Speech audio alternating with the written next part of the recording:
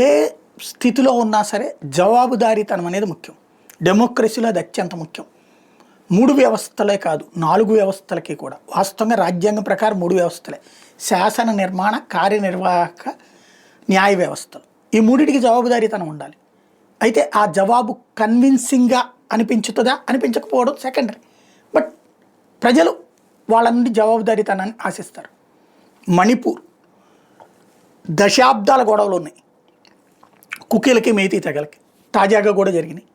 ఆ వ్యవహారంలో సుప్రీంకోర్టు జోక్యం చేసుకుంది కదా. స్వయంగా న్యాయమూర్తుల బృందం అక్కడికి వెళ్ళింది, కుకీలతో మాట్లాడింది, మేతీలతో మాట్లాడింది. గుడ్. కొత్త సంప్రదాయం. న్యాయ వ్యవస్థ, కార్యనిర్వాహక శాఖ బాధ్యత, శాసన నిర్మాణ వ్యవస్థ బాధ్యతలు తను ప్రారంభించడం కొత్త సంప్రదాయం.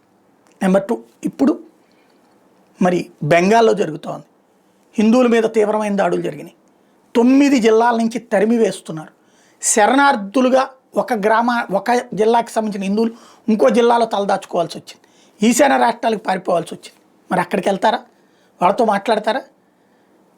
జోక్యం చేసుకుంటారా? ఇది ఓ ప్రశ్న.